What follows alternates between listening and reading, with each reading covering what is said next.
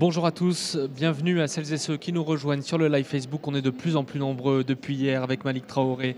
On vit en direct et on vous fait vivre en direct ces rencontres internationales universitaires de la francophonie avec beaucoup d'intervenants. Là, on va parler d'un projet très concret puisque on parle des défis de la francophonie universitaire et à côté de ça, il y a aussi des défis et des projets européens avec Erasmus+. Nos deux intervenants, et nous avons le plaisir d'accueillir à nouveau Hervé Sabourin. Il était là avec nous hier. Bonjour Hervé. Bonjour. Si vous êtes de retour, c'est que vous avez aimé l'exercice. Exactement. J'en redemande. Vous voulez revenir demain? On va vous trouver un sujet. Ah, je ne serai pas là demain. Directeur régional Moyen-Orient pour la UF. Vous êtes basé au Liban notamment, mais c'est toute la zone du Moyen-Orient et c'est une vaste zone avec beaucoup de défis importants. À vos côtés, Mathilde Legrand. Bonjour Mathilde. Bonjour. Vous êtes conseillère technique auprès de la direction Mission internationale et prospective pour l'agence Erasmus+. Une petite question, Erasmus+, pour celles et ceux qui découvrent, qu'est-ce que c'est cette agence? Qu'est-ce que vous faites exactement? Alors l'agence française a pour mission pour la France en fait, de faire la promotion et la gestion de certains programmes communautaires, donc les programmes de financement de l'Union européenne et notamment Erasmus+, qui est consacré à l'éducation et la formation. Sur l'enseignement supérieur, mais pas que, il y a le scolaire, la formation des adultes, la formation professionnelle. Ça s'adapte vraiment à tous les âges. Et ce qui nous réunit aujourd'hui, c'est que ce programme Erasmus a une forte dimension internationale. Voilà. Ouais. Donc les activités hors de l'Union européenne. Hervé Sabourin, quels sont les grands défis de la francophonie universitaire mondiale? Écoutez, en fait, ce qu'on peut dire dans un premier temps, c'est que la francophonie universitaire, elle a pour mission de répondre aux questions de son temps. Et quelles sont les questions actuelles qui secouent et qui impactent l'enseignement supérieur et la recherche? Eh bien, moi, je dirais, elle se décline en trois grands axes. D'abord, l'axe numéro 1, c'est ce mot magique que vous trouvez dans énormément d'universités, la qualité. Donc, le premier axe, c'est améliorer ou accompagner les établissements dans l'amélioration continue de la qualité de leur formation universitaire à travers, bien sûr, les grandes questions sur l'innovation pédagogique et en parallèle sur le numérique, la qualité de la recherche, évidemment, qui est un des piliers, un des fondements des missions de l'université, et puis également la qualité de la gouvernance. Ça, c'est le premier axe. Le deuxième axe, excessivement important, le devenir des étudiants, et notamment des étudiants diplômés. Ça, c'est un défi majeur que nous devons prendre à bras le corps. Comment arriver à accompagner l'étudiant pour qu'il puisse trouver du boulot, parce que c'est finalement quand même ça qui est le plus important. Et puis le troisième grand défi, je dirais qu'il est plus global. Il consiste en fait à essayer de pousser l'université à devenir un opérateur du développement global des sociétés. Et il y a plein de défis qui sont à prendre en jeu, les questions de formation tout au long de la vie, les questions de transfert de technologie, les questions de dialogue des cultures, dialogue des langues, dialogue interculturel. Donc voilà les trois grands défis que nous devons absolument assumer pour les années à venir. Et ces défis rencontrent un petit peu ceux de l'espace européen. De quelle façon? Pas un petit peu. Entièrement. Et c'est ça qui est vraiment intéressant, c'est que l'enseignement supérieur européen, et bien sûr je vous laisserai parler ensuite, c'est mis comme grande mission exactement celle que je viens de vous citer, c'est-à-dire moderniser le plus possible les grands systèmes d'enseignement supérieur européens à travers les questions de qualité, gouvernance, formation et bien sûr recherche. Alors quand on parle de recherche, on parle plus d'un programme comme Horizon 2020 qu'un programme comme Erasmus+. Ce sont deux grands programmes européens.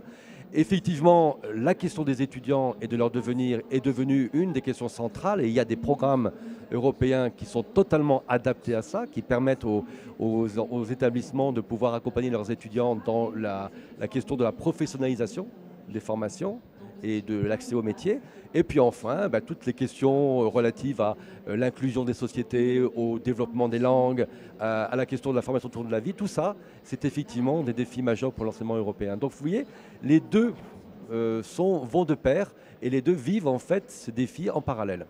Mathilde, vous voulez ajouter un mot sur le sentiment d'Hervé Sabourin? Les deux se répondent et on voit que les actions proposées par l'Union européenne sur cette dimension internationale permettent de proposer des outils de financement pour répondre à ces différents défis. Et c'est ça qui est intéressant avec ces outils communautaires, c'est que ça devient un outil de développement de cet espace francophone de l'enseignement supérieur. Est-ce que la francophonie est vue comme un frein ou comme un avantage dans la mise en place des projets européens? Et est-ce qu'elle occupe une dimension spécifique dans la mise en œuvre de ces projets, Hervé Sabourin? Alors, réponse très simple, la francophonie n'est jamais un frein pour quoi que ce soit. Je crois que Ça, c'est ça, dit. il faut le dire Ouais. très clairement. Évidemment, en Non, mais est-ce qu'il y a une particulier... zone de contact? Vous Mais voyez non, ce que je veux dire? en particulier au niveau de l'espace européen, justement, par définition, que veut l'Europe? Si ce n'est le respect de la diversité, qu'elle soit linguistique, qu'elle soit culturelle, qu'elle soit à tous les niveaux. Et en ce sens, évidemment, l'Europe insiste beaucoup sur la diversité des langues et met d'ailleurs en avant le fait qu'il peut y avoir, et qu'on conjugue avec bonheur, l'usage de l'anglais, de l'allemand et du français. D'ailleurs, ce sont les trois Le langues qu'on utilise plurilinguisme. pour remplir des dossiers européens. Donc, ce n'est pas un frein, c'est un avantage. Car plus, effectivement, on va mettre en avant les questions de diversité, les questions d'échange, plus on met en avant le fondement et les valeurs qu'on voudrait mettre, effectivement, qu'on propose à tout le monde. Pour donner un Mathilde? exemple très concret, les demandes de subventions peuvent être remplies en 3 langues, l'allemand, le français et l'anglais. Donc, Allemand, quelle le que français et soit l'anglais. votre langue de travail, vous pouvez très techniquement, concrètement, remplir les dossiers en français si votre langue de travail derrière va être le français ou voire l'anglais. Malik Traoré. Dernière question, Mathilde. Il y a des outils, Erasmus+, par exemple, qui permettent de répondre à certains défis. Pour les étudiants qui nous écoutent, pourriez-vous nous les présenter concrètement? Oui, alors il y a plusieurs types d'outils. Le premier sur lequel s'est fondé aussi Erasmus+, c'est la mobilité des étudiants. C'est un nouveau programme que les établissements d'enseignement supérieur français apprécient énormément. Ça s'appelle Mobilité internationale de crédit. Ça représente depuis 2014 environ 2000 individus en mobilité. Ça permet de la mobilité des étudiants vers l'espace francophone, mais aussi depuis l'espace francophone vers la France. Alors, le terme n'est pas très bon là. Mais aussi on l'a compris. la mobilité des enseignants et des personnels des universités pour des impacts structurants sur les établissements. Et là, on arrive vers une deuxième action qui est très bien connue de mon collègue, puisqu'avant ça s'appelait Tempus et maintenant ça s'appelle les projets de renforcement des capacités.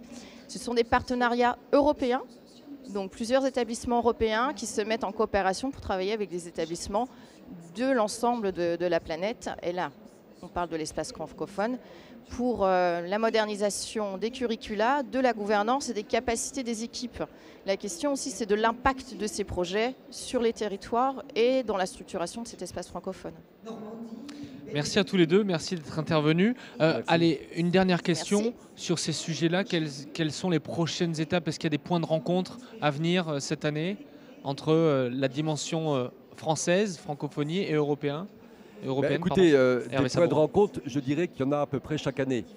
Pour compléter ce que vient de dire Mathilde, en fait, par exemple, au Liban, en Syrie et en Égypte, il y a quelques années, on avait un vrai problème de mise en place de points d'orientation pour les étudiants. Comment orienter les étudiants, comment leur permettre de choisir leur métier?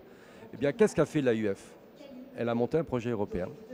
Elle a monté un projet européen qui a consisté en fait à utiliser l'expertise européenne, c'est-à-dire des universités qui avaient déjà fait ce genre de travail, et le mettre en place en l'adaptant à ces 3 pays. Et donc ce projet européen a répondu à travers effectivement la francophonie universitaire à un problème qui était posé par des établissements francophones. Voilà un exemple et on continue tous les ans. L'AUF met en place des projets du type Erasmus+, pour pouvoir répondre concrètement à des demandes des universités de l'espace francophone. L'Europe, une réponse à tous ces défis. Merci beaucoup, merci à tous les deux. Hervé Merci. Sabourin, Mathilde Belgrand. Malik, on reste ensemble bien sûr. On a Tout à d'autres fait. rendez-vous qui arrivent. On rappelle le hashtag. On a encore une très longue journée qui Ah nous oui. attend, Louis. Bien sûr, on va parler de la coopération universitaire entre pays francophones. C'est pas si éloigné tous ces sujets. Ce sera à partir de 11h35 avec Olivier Donc, qui est conseiller adjoint de coopération et d'action culturelle à l'ambassade de France au Cameroun. Nous serons aussi avec Sylvain Cloupé, il est attaché de coopération universitaire à l'ambassade de France de Tunisie. Et puis nous aurons Sonia Gédidi, qui est attachée de coopération scientifique et universitaire pour l'ambassade de France au Maroc. Donc si vous êtes étudiant de ces pays et que vous vous posez évidemment des questions sur la suite de vos études, sur votre avenir, n'hésitez pas, RUF 2018, vous nous posez toutes vos questions, on y répond. Merci encore. Hervé, à demain? Non, pas demain. Merci Mathilde, au revoir.